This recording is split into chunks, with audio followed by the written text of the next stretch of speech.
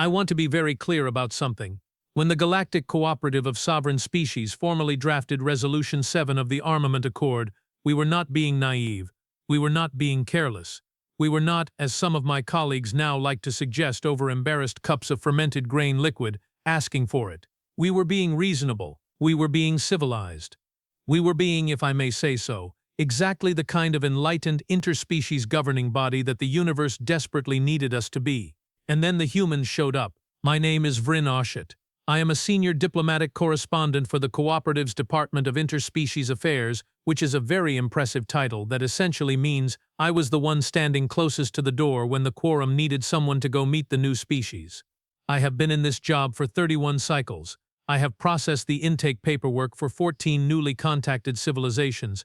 I have survived the Grellian misunderstanding of Cycle 28, which involved a species that expressed friendship by biting, and the Thurvok cultural exchange of Cycle 30, which I will not discuss because some of the records are still sealed. Nothing, and I want to be extremely precise here, nothing in my career prepared me for the morning that a human male named Dex Harlo arrived at Cooperative Station Vorra with a duffel bag that weighed, according to our intake scanners, 43 kilograms. 43 kilograms. For a diplomatic summit, I stared at the readout. I stared at the bag. I stared at the human who was standing in the arrivals corridor with the expression of someone who had done absolutely nothing wrong, which was, I would later learn, his default expression regardless of circumstances. He was not a large human by their standards. I had reviewed the species file. Humans ranged in size considerably, and this one was somewhere in the middle, perhaps 180 centimeters tall, with short dark hair and the kind of jaw that looked like it had been put together by someone who took structural integrity very seriously. He wore a plain gray jacket. He wore plain gray trousers. He wore boots that had seen a considerable amount of use. He smiled at me. It was a perfectly normal smile. Vrynn Oshet, he said. He pronounced my name correctly, which almost no species managed on the first attempt. I'm Dex Harlo, Earth's envoy to the Cooperative Summit. Pleasure to meet you. Welcome to Station Vorra, I said, because that is what the intake protocol required me to say, and I have always been a professional. We are honored to receive Earth's representative. I notice your luggage has triggered our weight sensors. Yeah, he said, with exactly the tone of someone who had expected this conversation and had decided in advance not to be concerned about it. Sorry about that, I pack heavy. I looked at the bag again. I looked at him again. The summit is 4 days, I said. Yep, it is a diplomatic conference.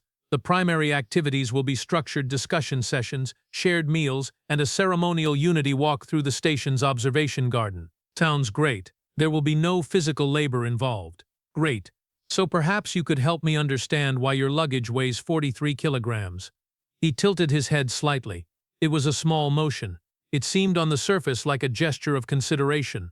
I would later learn it was actually the look he got right before he said something that made everyone else in the room deeply uncomfortable. I'd rather not, he said. I blinked all 4 of my eyes at him, which among my species is the equivalent of a very long pause. You would rather not explain the contents of your luggage, I repeated. I'd prefer to keep that private. Yeah.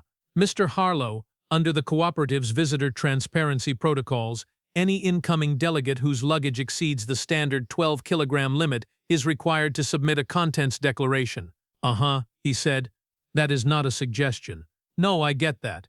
He reached into his jacket pocket and produced a folded piece of paper. An actual piece of paper, physical and flat and slightly crumpled at one corner, which told me something very specific about humans as a species that I was not entirely ready to process.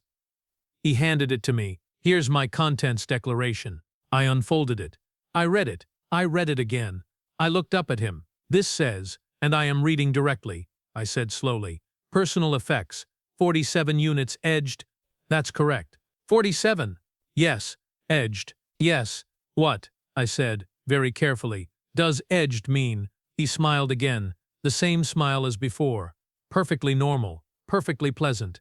Absolutely maddening. Knives, he said. There is a concept in my species' philosophical tradition called Vorrath stillness, which refers to the moment of absolute silence that falls over a person's mind when they have received information so profoundly unexpected that their cognitive functions require a full reset. Vorrath described it as standing at the edge of a vast drop and feeling, for just one instant, the total absence of anything except the fact that you are standing at the edge. I experienced Vorthak's stillness. Right there in the arrivals corridor of Station Vorra, with a perfectly pleasant human standing in front of me and a crumpled piece of paper in my hand, I experienced a full cognitive reset. Knives, I said. 47 of them. Yeah. You brought 47 knives to a diplomatic summit. I did. Why? He seemed genuinely surprised by the question. Not uncomfortable, not defensive. Surprised the way someone is surprised when asked why they brought an umbrella to a place that historically receives rain. I like knives, he said. I filed the contents declaration. I processed his intake paperwork. I escorted him to his quarters, which were standard diplomatic accommodations on the station's 4th level. And I did all of this with the practiced calm of someone who had spent 31 cycles learning not to visibly react to the things that newly contacted species said and did. And then I went directly to the office of my supervisor, Director Quol, and I sat down in the chair across from his desk and I said, "We have a problem." Quol was a Bredian, which meant he was roughly 2.5 meters tall, covered in smooth gray plates, and possessed of the kind of voice that made you feel like you were being addressed by geography. He had been directing the Department of Interspecies Affairs for longer than I had been alive, and he had the deep, settled patience of someone who had seen everything. He had not seen this. 47 knives, he said, when I finished explaining. 47 knives, I confirmed. He was quiet for a moment. The station hummed around us. Outside the viewport, one of the outer docking arms was cycling through a routine equipment check, amber lights pulsing in a slow, methodical sequence. Resolution 7 of the Armament Accord, he said, prohibits projectile-based weapons from all cooperative diplomatic spaces and summit facilities. Yes, Director. Knives are not projectiles. No, Director. They are not, technically, weapons under the Accord's definitions, unless they exceed a blade length of 30 centimeters and are carried in a threatening manner. I am aware. He turned this over in his mind, visibly. With Bredians, you can actually see thought moving across their faceplates. It is unsettling. How big are the knives? He asked. I don't know, I said. I know there are 47 of them. More silence. Has he threatened anyone? No. Has he displayed the knives in a threatening manner? No. He has displayed them in no manner at all. They are in a bag. Then, Quol said, with the heavy, deliberate tone of someone building an argument out of material they are not entirely comfortable with, there is no technical violation of any cooperative regulation, protocol, or accord. I looked at him. He has 47 knives. I said, yes. At a diplomatic summit. I understand that. Director, the Peluvian delegation is going to be in the same facility. The Peluvians are, by our own species assessment, the most anxious sapient civilization currently in contact with the cooperative. They startle at loud sounds. They have panic responses to unexpected shadows. Last cycle, one of them had to be medically assisted because a catering staff member dropped a serving tray in an adjacent corridor. Quati's faceplates shifted in a way that I had learned over many years meant he was experiencing something he would describe diplomatically as concern, and that most other species would describe as, oh no. We will monitor the situation, he said. I want to be fair to Quol. He was not a bad director. He was not an unintelligent being, but he, like all of us, had a framework for understanding the universe, and that framework did not yet contain a category for human at diplomatic summit with 47 knives who seems completely relaxed about it. We would all be building that category very quickly. The summit officially opened the following morning with the greeting ceremony of 7 voices, a tradition the cooperative had established early in its history to ensure every attending species felt genuinely seen and welcomed. Each delegation was presented in turn. Brief remarks were made. Polite sounds were produced by the assembled attendees. The Earth delegation was just Dex Harlo, 1 human, 1 duffel bag. He had changed into a jacket that was slightly less plain than the one from the day before, which suggested he was making an effort. He stood at the presentation podium with the easy posture of someone who was entirely comfortable being looked at by 22 species of alien beings, which was objectively not a normal way to be. Ambassador Tharic Vass of the Peluvian delegation was sitting 3 rows behind me. I know this because I heard the sound Tharic made when Dex Harlo was announced, which was a very soft, very high whistle that Peluvians produce when they are processing something distressing. I turned around. The wreck was staring at Dex with all 6 of his eyes. Dex, who was at the podium, was scanning the room with the easy, unhurried look of someone who found other species genuinely interesting. When his gaze crossed Tharic's direction, he gave a small nod. Tharec made the whistle sound again, slightly louder. After the ceremony, I did what a 31-cycle veteran of interspecies affairs does in a situation like this. I intercepted the problem before it reached the director's desk. I found Dex Harlo in the corridor outside the main assembly hall, standing near a viewport with a cup of something warm and observing the station's docking traffic with the serene interest of a being on holiday.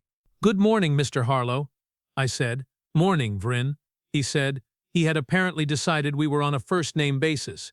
I filed that information. "How are you finding your first morning at the summit?" "Good. Big room. Lots of species. That one in the back. The blue ones with the extra arms. What are they called?" "The Vorthane delegation." "Cool." He sipped his drink. They seemed nervous. Everyone seemed nervous. "Mr. Harlo." He glanced at me. A quick, assessing look.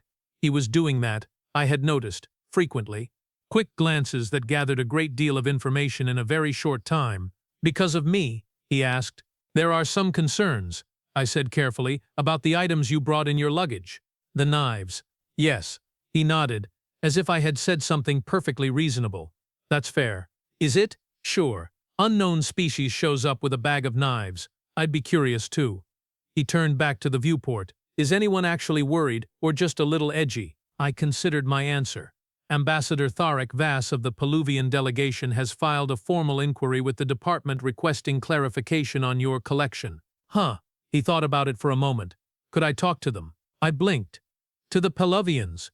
"Yeah, directly. Is there a process for that, or do I need to go through your office?" There was a process. There was always a process. The process involved submitted request forms, a preliminary review by cultural liaisons, a pre-meeting briefing package for both parties, a supervised introduction in a neutral space, and a follow-up debrief with the department. Dex Harlo looked at the process documentation I described and said, "How about I just go say hello?" I opened my mouth. I closed my mouth. "The Peluvians," I said carefully, "are a species with a very specific set of social comfort thresholds. Unsolicited contact from an unfamiliar being, particularly one whose cultural profile is still being compiled, carries a significant risk of producing a stress response in their delegation members." "I will be calm," he said. Their ambassador flinched at your nod. "I will be calmer. There is a protocol. In situations like this for diplomatic correspondents who are unable to prevent an action that is not technically against any rule but is also almost certainly going to cause them paperwork. The protocol is to attend the interaction and take very detailed notes." I attended the interaction. I took very detailed notes. The Peluvian delegation had, as was their habit, clustered together in one of the smaller lounge areas off the main corridor, a space they had apparently pre-vetted for exit routes and acoustic properties. There were 4 of them: Ambassador Tharek Vass, 2 junior envoys whose names I had memorized as Olan and Pren, and their cultural attaché, a very elderly Peluvian named Seff, who communicated primarily through gesture because his speaking voice had gone quiet with age. They all saw Dex coming from approximately 12 meters away. All of their eyes went wide. The wreck made the whistle sound. Olan and Pren moved slightly closer together. Seff made a gesture that I believe meant brace for impact in traditional Peluvian. Dex stopped at approximately 4 meters, not 6, which was the cooperative's recommended approach distance for Peluvian first contacts. 4, but he stopped there, and he stayed there, and he did something I did not expect. He sat down on the floor. Right there in the corridor lounge, on the smooth paneling between 2 low decorative planters, Dex Harlo set his cup down beside him and sat cross-legged on the ground, which put him considerably shorter than he had been while standing, and which took his eye level from towering stranger to approximately level with a seated Peluvian. The Peluvian stared at him. He looked back. "Hi," he said. Quiet, unhurried, not loud. "I heard your ambassador had some questions about my gear. Thought I should come answer them in person instead of through a form." He glanced at Tharek. "You are the ambassador, right? Tharek Vass?" The wreck's whistle sound died. He stared, all 6 eyes. "Yes," he said finally, very carefully. "The way you say something when you are not sure whether saying it will cause a larger problem. I'm Dex, Earth." He did not extend a hand, I noticed. He just stayed there, settled and quiet, the way you'd settle if you intended to stay for a while with no particular urgency. "The knives thing is weird to you." It was not a question. The wreck's eyes moved among themselves in a rapid pattern that I knew, from species study, indicated elevated but managed stress. "The items you brought are unusual, for a diplomatic context." "Yeah," Dex said easily. "I know. May I ask, Why you brought them? Dex picked up his cup again. He took a sip. He seemed to be finding the right words in the same unhurried way that he did everything else. Honest answer, he said. Please. Because you can't bring guns. He said it like it was obvious, like he was explaining something very simple. Resolution 7. Projectile ban. So, knives. There was a silence that I can only describe as extremely full, like a room that has been packed with something invisible and pressurized and is now waiting to see if it explodes. Tharic said, very quietly, you brought bladed weapons because you could not bring ranged ones. I brought personal protection because I'm in an unfamiliar place, surrounded by species I have never met, and I don't know what the threat environment looks like, Dex said. His voice was still easy, still unhurried, but there was something underneath it that had not been there before, something precise and frank, like a blade that had been sheathed and was simply reminding you of its existence. I'm not planning to hurt anyone, I'm not here to threaten anyone, I'm here to talk, same as you. But I go somewhere new, I go prepared. That's just how we are built. Tharic looked at him for a very long time. All 47, he asked. Different purposes, Dex said. Different lengths, different profiles. Some are tools, some are backup tools. A few are specifically for the kind of situation where you really need options. He paused. I have a system. A system, Tharic repeated. Yeah. Old Seff made a gesture. I watched Tharic's expression shift as he registered it. My cultural attaché, Tharic said slowly, wants to know if you would show him one. The room held its breath. Dex looked at Seff. Seff looked at Dex with the steady, curious attention of someone very old who had learned that the universe was surprising and had made peace with that fact long ago. Dex reached into his jacket, and I will admit that every diplomat in that room, including myself, experienced a full system stress response in that half-second. He produced a knife. It was not large, it was not elaborate. It had a dark handle, worn smooth at the grip from use, and a blade perhaps 12 centimeters long that caught the light cleanly and quietly. He set it on the floor in front of him, handle facing toward the Pelavians. That's my utility knife, he said. I have had it for about 6 years. Use it for everything. He paused. You can look at it if you want. I won't be offended. Seff leaned forward. He looked at the knife for a long time, with the intense, quiet focus of someone reading a language they are still learning. Then he looked at Dex. Then he made a gesture. Tharic translated slowly. He says it is well cared for. It is, Dex agreed. Seff made another gesture. He says the care of a tool says something about its owner. Dex looked at Seff with an expression I hadn't seen on him before. Something quiet and genuine. Yeah, he said, I think so too. I took very detailed notes. What I did not put in those notes because it was not a diplomatic observation and I was not sure I had the words for it, was the thing I actually thought. The Peluvian cultural attaché, who had lived long enough to see 14 political crises, 3 border collapses, and the Thurvok cultural exchange, had looked at Dex Harlo, the man with 47 knives, and found him interesting instead of frightening. I thought about that for a long time afterward. The summit's first working session was scheduled for the afternoon, a general roundtable on interspecies resource-sharing protocols. Standard agenda, 14 points, 3 proposed amendments already submitted in advance. It was the kind of session that diplomats spend weeks preparing for and then sit through without incident while thinking about other things. That is not what happened. It started, as most disasters involving humans seem to, with something completely unrelated. The Vorthane delegation, the blue multi-armed ones Dex had asked about, had a custom. When in formal discussion sessions, they arranged their primary and secondary arms in a pattern that indicated their engagement level. Arms spread wide meant active attention. Arms partially folded meant polite listening. Arms fully crossed meant disagreement. Delegate Brix Olan of the Vorthane, who was a formidably large example of his species, and who had strong opinions about resource allocation, had been sitting with arms fully crossed for the entire second presentation, delivered by the Cooperative's own Resource Planning Council. Dex, who was seated 2 chairs from Brix at the round table, noticed this. I know he noticed it because 30 minutes into the session, when the presenting official paused for what was meant to be a brief acknowledgement and response moment, Dex leaned slightly toward Brix and, in a voice that was just low enough to seem private and just loud enough to carry in a quiet room, said, You think the allocation model is off? Brix turned all 4 of his front eyes toward Dex. I do, he said, with the surprised bluntness of someone who had not expected to be addressed.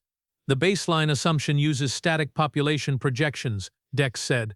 But the Vorthan expansion zones in the outer band have been growing at what, 12–15% annually? Brix's arms uncrossed. Partially, 16, he said.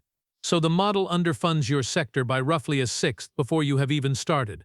The arms uncrossed fully, before you have even started, Brix repeated, with a kind of emphasis that suggested he had been waiting to say this in a room where someone would understand what it meant.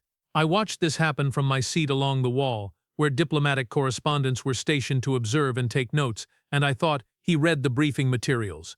Of course he did. He read every species briefing material, probably on the transit here, probably in the same unhurried way he did everything, and he came in here knowing where the actual points of friction were before anyone said a word.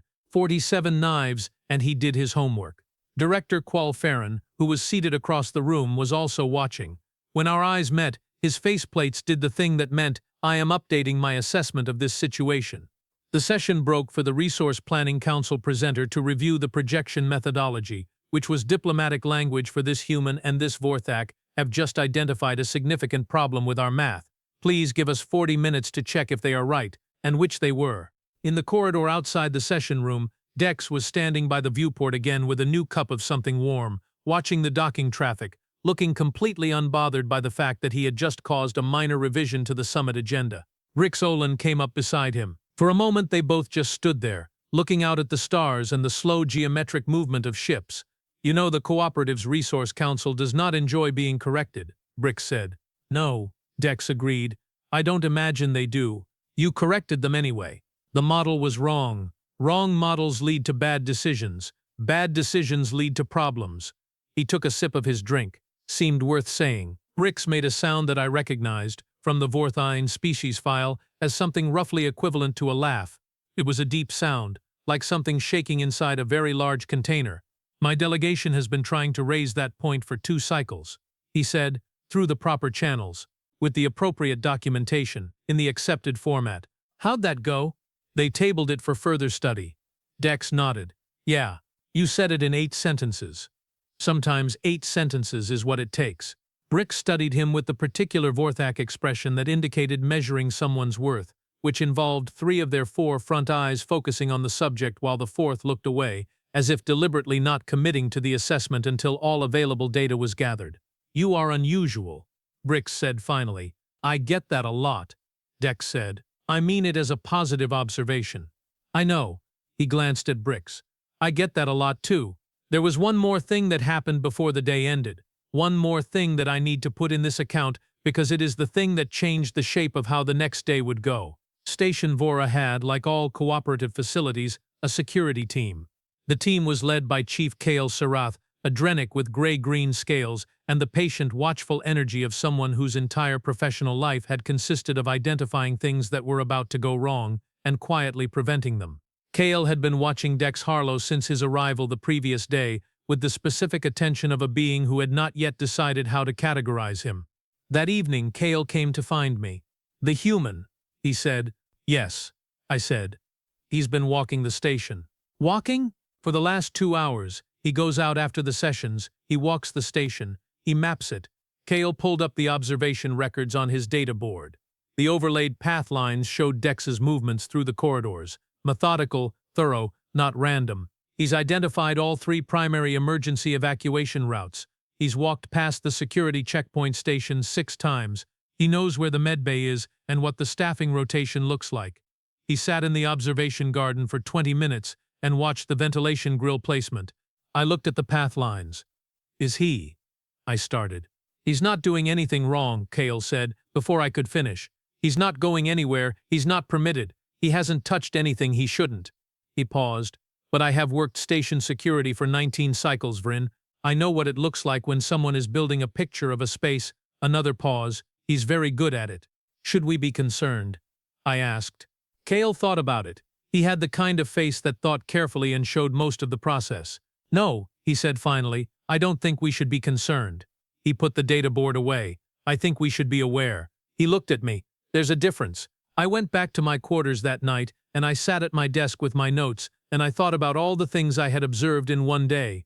A human who had brought 47 knives because the rules banned guns. A human who had sat on the floor to speak to an anxious species and made an old diplomat curious.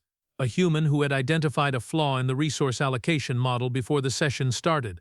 A human who had spent 2 hours learning the layout of a space station he'd been on for less than 24 hours. One human. One duffel bag. 43 kilograms. I pulled up the Earth species file which we had compiled from observation data and the limited direct contact that preceded Dex's arrival.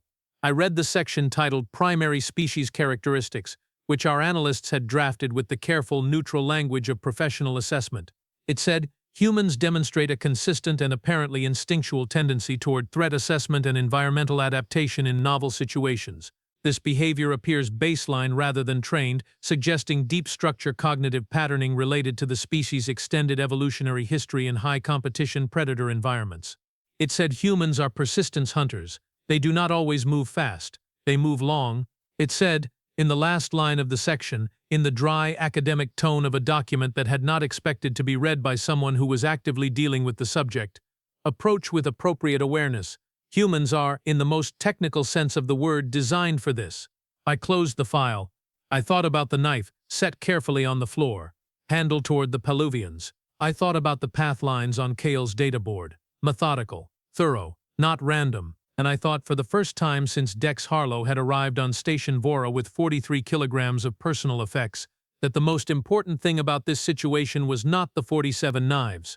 The 47 knives were the visible part. The obvious, confusing, alarming on the surface part that had everyone in the department writing memos and filing inquiries. The knives were not the thing. The thing was the human carrying them. And tomorrow, on the second day of the summit, I was about to find out exactly what that meant. Because something was already moving in the lower levels of Station Vorra.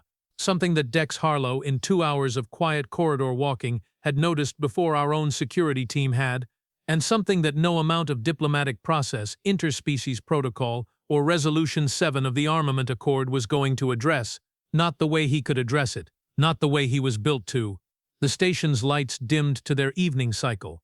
The docking arms continued their slow, amber-lit rotation outside my viewport. Somewhere in his quarters I was fairly certain Dex Harlo was not sleeping. He was planning, and whatever he was planning, I had the distinct, bone-settled, absolutely unscientific certainty that the universe was not ready for it. I need to tell you about the lower levels of Station Vorra. Most diplomatic personnel do not go to the lower levels. There is no regulation against it. There is no formal restriction, no access barrier, no sign posted at the stairwell that says diplomats please avoid. It is simply understood, in the way that many things are understood inside large, complicated facilities, that the lower levels are where the infrastructure lives, and infrastructure is not a thing that diplomats are expected to concern themselves with. The lower levels of Station Vorra housed the water recycling systems, the atmospheric processing units, the secondary power relay banks, and approximately 3 kilometers of maintenance corridors that connected all of the above in a network that our engineering team described as functional and that anyone who had actually walked it would describe as a maze that smells like recycled coolant. It also housed, as of approximately 36 hours before Dex Harlo's arrival, 4 uninvited guests. We did not know this yet. Dex did. I know this now because of what happened at 0340 station time, which is a deeply unreasonable hour for anything significant to occur, but the universe has never been particularly interested in reasonable scheduling. At 0340, the atmospheric monitoring system in substation corridor G7 registered an anomalous pressure differential. The automated system flagged it, assigned it a priority level of 3, which meant investigate within the next operational cycle, and moved on to other things. At 0341, Chief Kael Surrath's personal alert device received a notification about the pressure differential, which he was not awake to see because, unlike certain humans, Kael did sleep. At 0342, Dex Harlo was already in corridor G7. I know the timeline because of the station's internal movement sensors, which log all biological signatures as a matter of routine. When Kael pulled the logs the following morning, he found that Dex had left his quarters at 0318, had moved through the station in a route that the security chief described to me, in a voice of profound professional discomfort, as better than what I'd run myself, and had reached G7 a full 23 minutes before anyone else knew there was something in G7 worth reaching. What happened in G7 between 0342 and 0519 is something I have reconstructed from 3 separate sources: the movement sensor logs, The partial audio capture from a monitoring unit that was not supposed to be active but was because Kael, who had 19 cycles of station security experience, ran his own quiet secondary system that he had never formally reported, and the account that Dex gave me afterward. His account was, characteristically, very calm. Let me tell you what those 4 uninvited guests actually were. They were Drevari, a species the Cooperative had encountered twice before, both times in contexts that the official records described as hostile engagement scenarios and that the rest of us described as the Drevari tried to rob us. They were not large. They were individually, roughly comparable to a medium-sized cooperative species, bipedal, fast-moving, with dense musculature and a natural armor plating on their forearms and shins that made them resistant to blunt impact. They operated in small units. They were extremely good at getting into places they had not been invited. What they were doing in the lower levels of Station Vorra during a diplomatic summit was not complicated. Station Vorra during a summit housed the senior diplomatic representatives of 22 species. Those representatives carried identification credentials, data access keys, and in several cases classified communication devices that could, on the secondary market, fund a Drevari raiding unit for approximately 3 years. They had been planning to move during the second night of the summit, when security rotations were settled into their patterns and the diplomatic guests were reliably in their quarters. They had a specific target list, a specific extraction route, and the very reasonable confidence of professionals who had done this kind of thing before and had never encountered a problem they couldn't handle. They had not planned for Dex Harlo. Nobody ever plans for Dex Harlo. This is, I suspect, a recurring theme in the universe. He found them by their smell. That is the thing that Kael found the most unsettling, when Dex explained it later. Not the rest of it. The smell. Different atmospheric mix, Dex said. We were sitting in Kael's security office the morning after, drinking the warm grain beverages that the station's catering system produced in quantities that suggested it understood stress, and Dex was describing the events of the previous 7 hours with the same unhurried ease he brought to everything. They'd been in those corridors long enough to affect the local atmosphere. Not much. Not enough for the automated systems to escalate it past priority 3, but enough. Enough for you, Kael said. Enough for me. A sip of his drink. We are pretty good at that kind of thing. Picking up environment changes. Old instinct. Kael looked at him with the expression of someone who was being forced to revise a significant number of professional assumptions at once. You tracked 4 Drevari infiltrators through 3 kilometers of maintenance corridor by smell. Smell and sound, and the way the pressure differential was moving through the junctions, Dex said. Smell was the first indicator. The rest was just reading the space. I was sitting off to the side, technically there to take notes, actually there because I could not have stayed in my quarters knowing this conversation was happening. I had been awake since 0519, when Kael had received an alert that was not priority 3 but priority 1, and had found Dex in G7, and had found the 4 Drevari, and had called me because, as he put it, I need a diplomat and I need one now. What I had found when I arrived at G7 was this. 4 Drevari, secured. Not injured, not significantly, though 2 of them had what the medbay would later classify as moderate bruising consistent with controlled physical restraint, and one had a very clean, very shallow cut on his forearm that had been bound with a strip of material from Dex's jacket sleeve. Dex Harlo, entirely uninjured, sitting on a crate, finishing what appeared to be a self-made cup of reconstituted catering broth using a small heating element he had brought from his personal kit. 11 knives laid out on the floor beside the crate, arranged in a row with a neatness that was, in context, nearly incomprehensible. The other 36 were, presumably, still in his bag. You only used 11, I said, when I arrived. It was not the most important thing to say. It was the thing my mind produced. He looked up from his broth. Only needed 11, he said. I looked at the 4 secured Drevari. I looked at the 11 knives. I thought about the fact that there were 36 more in his bag. Why did you have 11 on your person? I asked. He shrugged. I always carry 11 when I'm moving through an unfamiliar space at night. Of course you do, I said. Now sitting in Kael's office in the more reasonable light of morning, I watched the 2 of them talk with the particular dissonance of observing 2 professionals who come from completely different frameworks discover that they share a language. Kael was going through the sequence. He had the movement logs on his data board, and he was cross-referencing them with Dex's account, and the way his expression changed as they aligned told me everything I needed to know about how good Dex's instincts had been. At the G7 junction you went left, Kael said. Yes. The primary passage goes right, The secondary passage goes forward. Left is a dead-end maintenance alcove. Looked like a dead end from the map, Dex agreed, but the pressure reading was wrong for a sealed space. Something was pulling air through there. Small gap in the paneling, northeast corner behind the secondary relay housing. Kael stared at him. I did not know there was a gap in that panel. 4 centimeters. Maybe 5. Easy to miss if you are not looking for it. How did you know to look for it? Dex considered this for a moment in the way he considered most things, without rushing. Because if I were running a concealed entry point into this station, that alcove is where I'd put it. Good sight lines from inside, poor sight lines from outside, adjacent to a relay cluster that masks biosignatures on standard scanning. It's a smart choice. He paused. They knew what they were doing. That almost sounds like a compliment, Kael said. Good technique is good technique, Dex said. Doesn't matter what you are using it for. Kael set his databoard down. He looked at Dex with the full direct attention of someone who had made a decision. I owe you, he said. You don't. Dex said immediately. I was already down there. It was already happening. You secured 4 Drevari operatives alone in a maintenance corridor in the middle of the night. It was a long corridor, Dex said. Plenty of room to work. Quol made a sound that I believe was the Drenic equivalent of a short, disbelieving laugh. The cut on the third one's arm. The bound wound. That was you? He grabbed the wrong edge coming down. It was just a contact cut, not intent. I dressed it. A small pause. Didn't seem right to leave it. I wrote that down. I wrote it down because it was the kind of detail that mattered, that changed the shape of a story, and because I knew that by the time this morning was over, the story was going to need to be told to at least 3 separate cooperative departments, and I wanted to have it right. Dex had tracked 4 infiltrators through a 3-kilometer maintenance corridor, had cornered them in a space with 1 exit, had managed the confrontation in a way that produced minimal injury on both sides, and had then dressed the wound of the person who'd been cut by accident because it had not seemed right to leave it. 47 knives, and he dressed the wound. The Drevari were processed through the station's security holding system by mid-morning.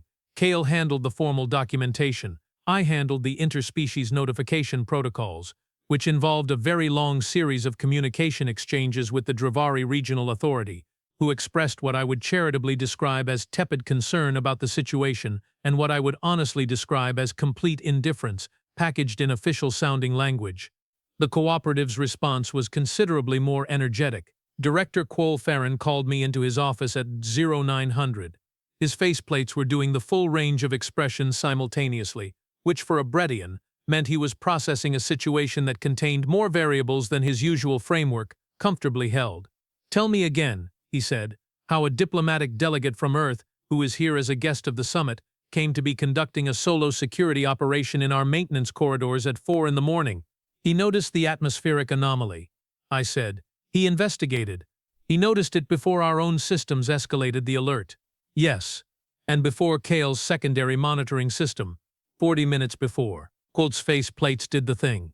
He used 11 knives, Quol said, across the course of the operation. Yes, Kael's assessment was that the technique was, and I'm quoting directly, controlled, efficient, and demonstrative of significant practical experience. He has significant practical experience using 11 knives in maintenance corridors. Apparently. He is a diplomat. He is Earth's envoy to this summit. Yes. Quol turned to his viewport. He stood there for a moment, looking out at the docking arms which were going about their business with the complete serenity of structures that did not need to understand humans. Vrynn, he said. Yes, Director. Is Earth going to be a problem? I thought about this carefully. Not the way I had been thinking about it since yesterday, which was a vague, procedural kind of thinking organized around damage control and protocol management. Properly, no, I said. No, Earth is not going to be a problem, I said. Earth is going to be a considerable complication to how we think about things. But no, not a problem. Quol turned from the viewport. Explain the distinction. A problem, I said, is something that makes our situation worse. A complication is something that makes our situation more complicated. I picked up my notes. The Drevari operatives would have moved tonight.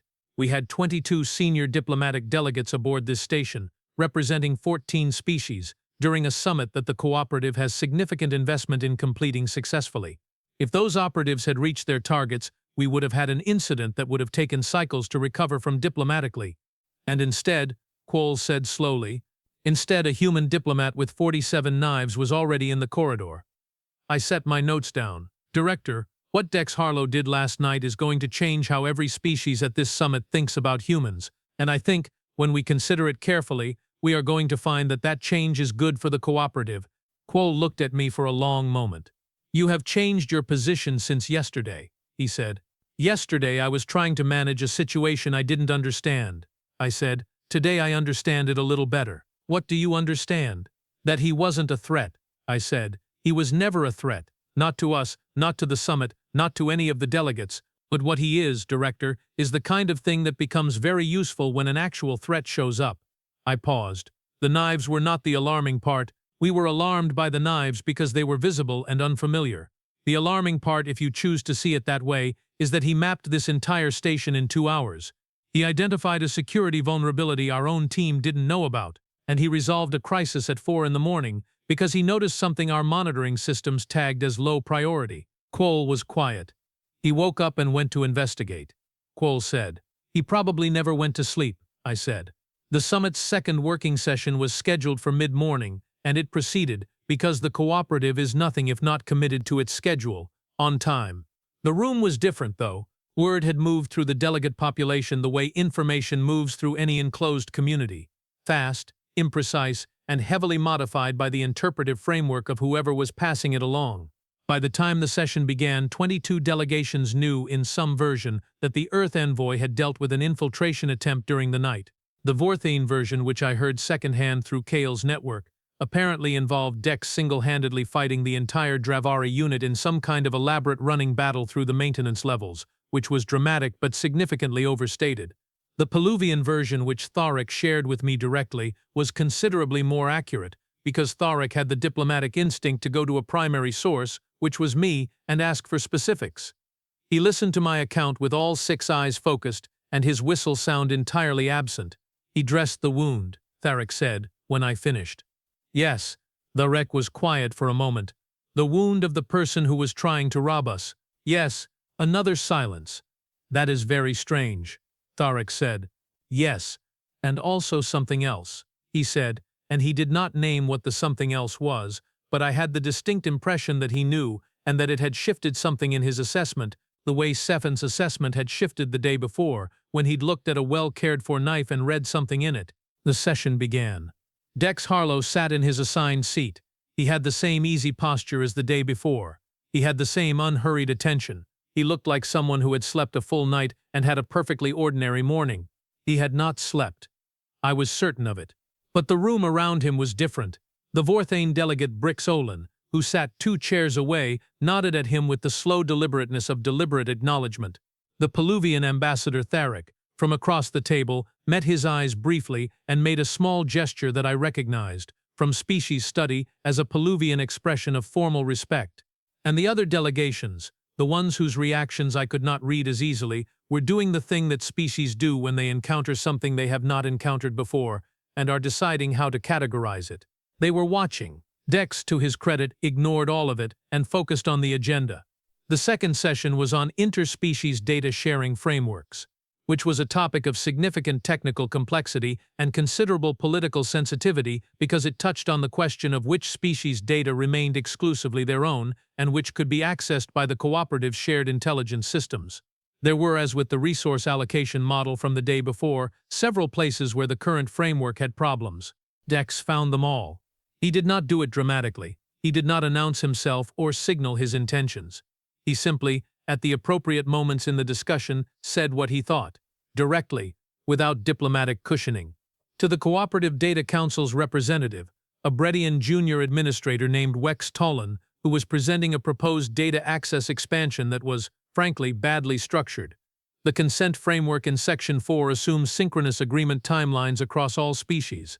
But you have got at least 6 species here whose governmental authorization cycles run on completely different schedules. You are going to get bottlenecks that make the whole system unworkable. You need asynchronous consent protocols with escalation thresholds.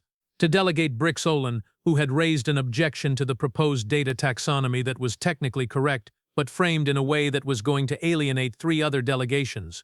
You are right about the classification problem, but if you word it as a species sovereignty issue, the Thurvak are going to dig in on the other side because they have got a history with that framing. Same point, different language. Talk about data integrity instead of sovereignty. Same outcome, less fight. To Ambassador Tharek Vass, who was trying to raise a concern about the Peluvian cultural restrictions around certain categories of information and was being talked over by the faster communicating species at the table. Hold on. He said it to the room, not loudly, but with a quality of direction that stopped the conversation the way a hand placed flat on a surface stops things from sliding off it. The Peluvian ambassador has a point. Let him finish. Tarek finished. The point was, in fact, important.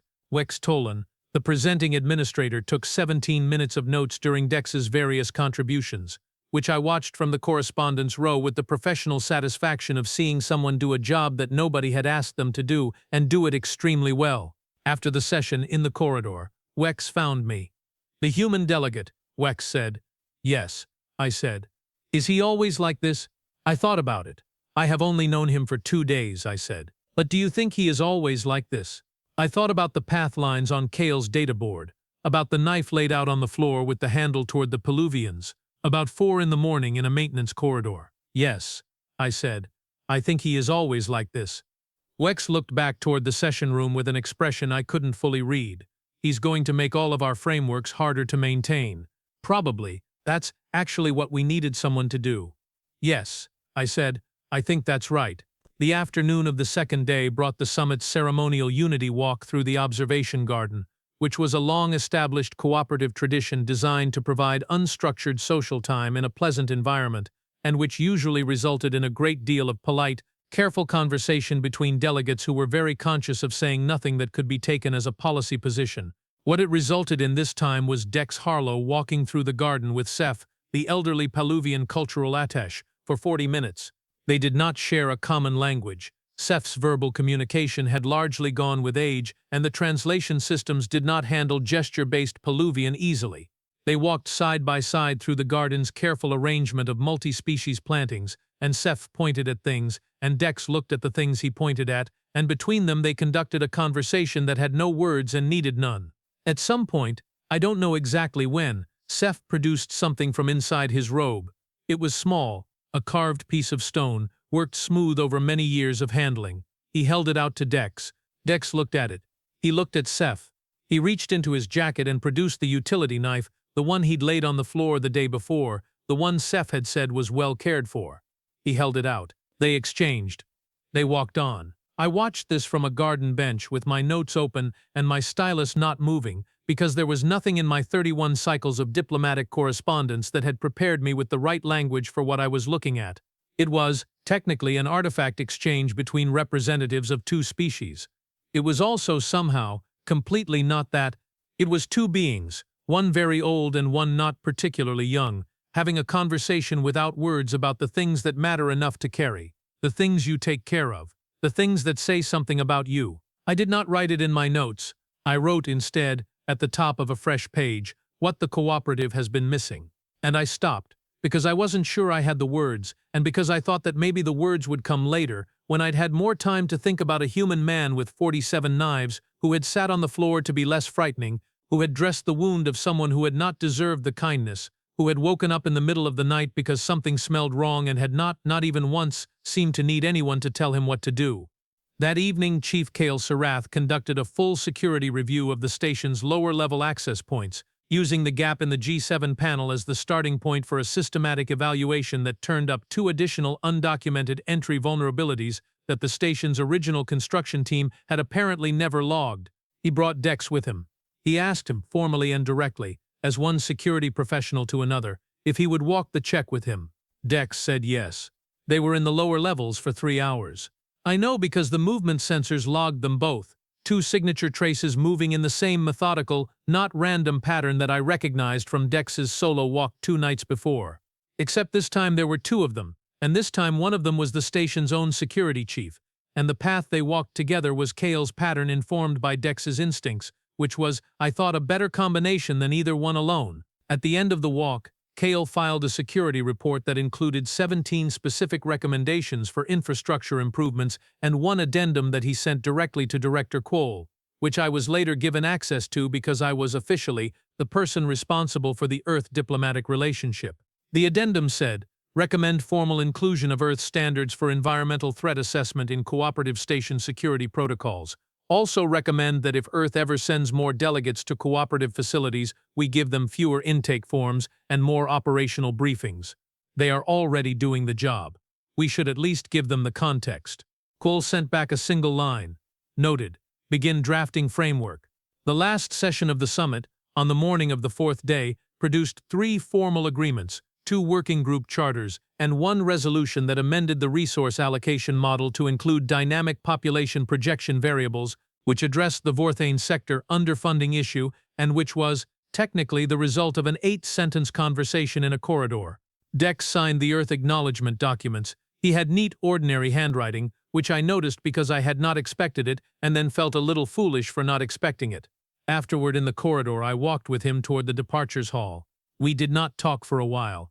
The station moved around us, the quiet after-summit activity of a facility returning to its baseline operations, cleaning crews, catering staff restocking, junior administrators carrying data boards, and looking purposeful.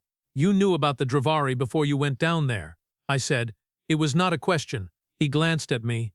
I suspected something. I didn't know what, but you went anyway. Yeah, with 11 knives, with the 11 that were already on me.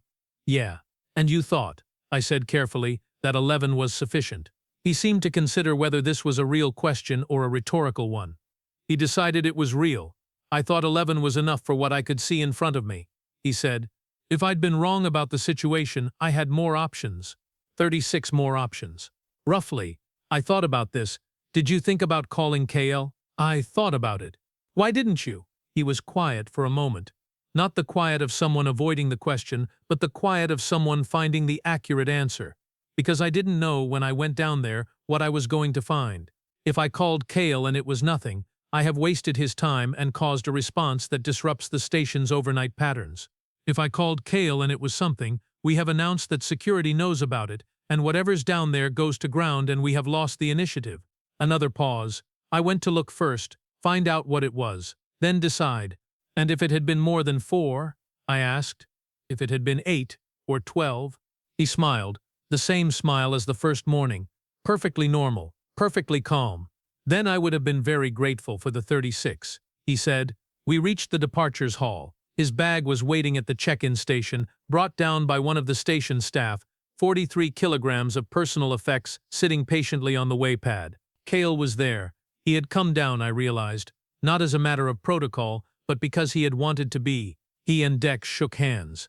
The Drenic grip clasp, which was their version of it, both hands, significant pressure, the kind of handshake that has meaning. If you are ever back on Vorra, Kael said. I will come find you first, Dex said. Ambassador Theric was also there. He had brought Seff. The old Peluvian cultural attaché stood with Dex's utility knife in his hands, holding it with the careful attention he had given it from the first moment he'd seen it on the floor. Dex had Seff's carved stone in his jacket pocket. I had seen him check for it twice during the morning session, the small reflexive check of someone confirming that something important is still where they put it. Tharic and Dex exchanged a brief formal acknowledgement in cooperative standard, and then Tharic said something that I do not think he had planned to say, that came out of him with the slightly startled quality of a truth that has gotten tired of waiting for the right moment. I was afraid of you, Tharic said, when you arrived. I know, Dex said. I'm not now. I know that too. Tharic's whistle sound came, very briefly, and then stopped. Is it difficult, he asked, being what you are, in a room full of people who don't understand it yet? Dex thought about this with the full weight of honest consideration. Sometimes, he said, it's easier when people ask. He looked at Tharic steadily. You asked. That helped. He picked up his bag with the ease of someone lifting something that weighed nothing at all to him, settled it over his shoulder, and turned to face the departures corridor. He looked back once. Vrynn, he said. Yes, I said. Good summit. You neutralized an infiltration team and rewrote 2 frameworks, I said. Also good summit. Yes, I said. Also good summit. He walked through the departures gate and was gone. I stood in the departures hall for a moment with Kael and Tharic and old Seff, who was turning the utility knife over in his hands with the same thoughtful attention he'd been giving it since the exchange in the garden. After a while, Seff made a gesture. I had spent enough time with the Peluvian delegation over the 4 days to recognize the simple ones. What did he say? I asked Tharek. Tharek watched the departure's gate for a moment before answering. He said, Tharek translated quietly, that the universe makes certain kinds of beings very rarely, the kind that are dangerous and gentle at the same time, the kind that know exactly how much force a situation needs and stop there. I looked at the gate. He said we should remember we met one. I went back to my office and I sat at my desk and I opened a new document. Not a diplomatic report, not an intake assessment, not an incident summary, something I had never written before in 31 cycles. I titled it, Notes Toward Understanding Humans, Preliminary Observations. I wrote for 3 hours. I wrote about a man who packed 11 knives on his person before walking an unfamiliar space at night, about a man who sat on the floor to be less frightening to a species he had never met, about the way he had said only needed 11, with the same calm ease someone might say only needed 1 umbrella, as if the scale of the thing was simply not worth raising his voice about. I wrote about what the Earth species file said, persistence hunters. They do not always move fast, they move long. I wrote about what Kael had said, not concerned, aware, and I wrote at the end the thing I had been turning over since the first morning since the arrivals corridor with the 43-kilogram bag and the crumpled piece of paper. The Armament Accord banned projectiles because projectile weapons carry certain assumptions with them. Speed, distance, the implicit statement that the user wants space between themselves and the problem. Humans apparently do not need that space. They will bring 47 knives to a diplomatic summit, not because they intend to use them, but because the possibility that they might need to exists. And they have never been a species that chooses comfort over readiness. They came from a world that was trying to kill them for a very long time. They survived. They became the kind of creature that survives. And then they built ships, and put on jackets, and packed their bags, and came out here to meet us. And we handed them intake forms. And they filled out the intake forms. And then they went and found the thing in the corridor that we had tagged as Priority 3. I do not think the cooperative is ready for humans. I also do not think we have any choice but to get ready. And I find, to my considerable personal surprise, that I am not afraid of that. I am something else. I am curious. The universe makes certain kinds of beings very rarely. Old Seff said it. We should remember we met one. I saved the document. I sent it to Director Quol with no cover note, because it did not need one. Then I looked out my viewport at the departure's dock, where the Earth transit vessel was completing its pre-departure sequence, running lights coming on one by one in the amber and white colors of a ship about to go somewhere. It was a smaller vessel than most of the ones in the dock. Practical, efficient, not designed for comfort, designed for capability. It left on time. Of course it did. On the waypad near the check-in station, the surface that had held 43 kilograms of personal effects was now empty, 47 knives, 36 of which had never left the bag. The summit had required 11. I thought about that. I thought somewhere in the universe right now there is a human being on a ship going home, and he has 46 knives because he gave one to an old Peluvian who asked for nothing and received everything. And that old Peluvian is in a garden on a space station holding a blade that has been kept well and knowing, in the way that very old beings who have outlasted their certainties tend to know things, that the universe has just introduced him to something he will spend the rest of his considerable life thinking about. I know the feeling.